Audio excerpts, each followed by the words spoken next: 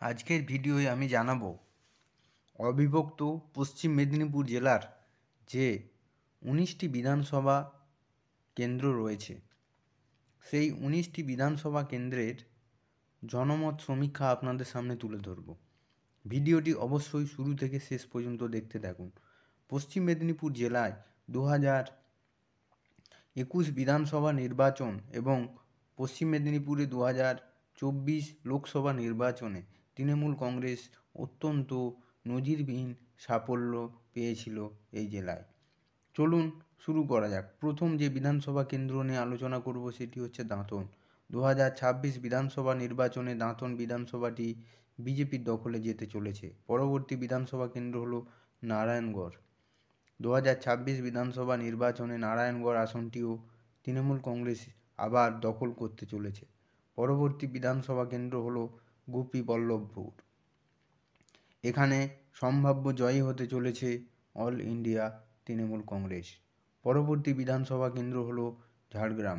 2021 সালে এই আসনটি তৃণমূল জয়লাভ করে। 2026-এ আবারও এই আসনটি তৃণমূল কংগ্রেস জয়লাভ করতে চলেছে। পরবর্তী বিধানসভা কেন্দ্র হলো কেশিয়াড়ি। 2026 বিধানসভা নির্বাচনে এই আসনটি আবারও তৃণমূল কংগ্রেস জয়লাভ করতে চলেছে। পরবর্তী বিধানসভা কেন্দ্র হলো খড়গপুর সদর।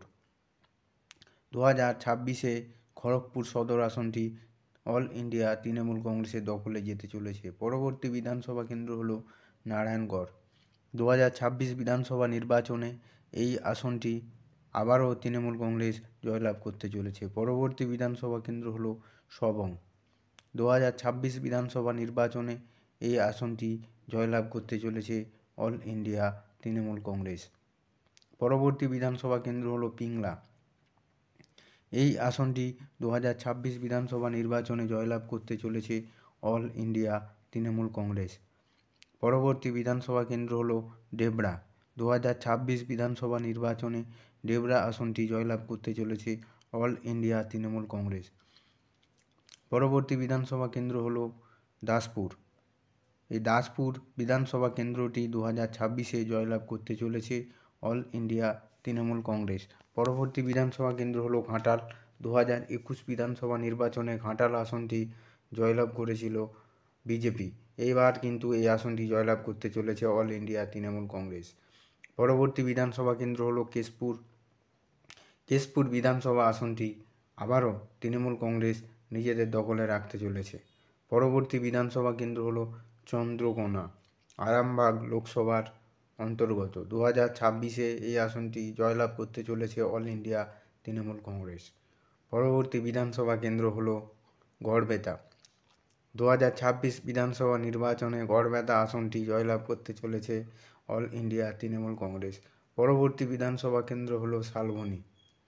2026 বিধানসভা নির্বাচনে শালবনী আসনটি জয়লাভ করতে চলেছে অল ইন্ডিয়া তৃণমূল কংগ্রেস। পরবর্তী বিধানসভা কেন্দ্র হলো মেদিনীপুর। 2026 বিধানসভা নির্বাচনে এই আসনটি জয়লাভ করতে চলেছে অল ইন্ডিয়া তৃণমূল কংগ্রেস। পরবর্তী বিধানসভা কেন্দ্র হলো খড়গপুর। 2026 বিধানসভা নির্বাচনে খড়গপুর আসনটি জয়লাভ করতে চলেছে ভারতীয় জনতা পার্টি। পরবর্তী এবং শেষ বিধানসভা কেন্দ্রটি হলো বিনপুর। 2026 বিধানসভা নির্বাচনে এই আসনটি জয়লাভ করতে চলেছে অল ইন্ডিয়া তৃণমূল কংগ্রেস।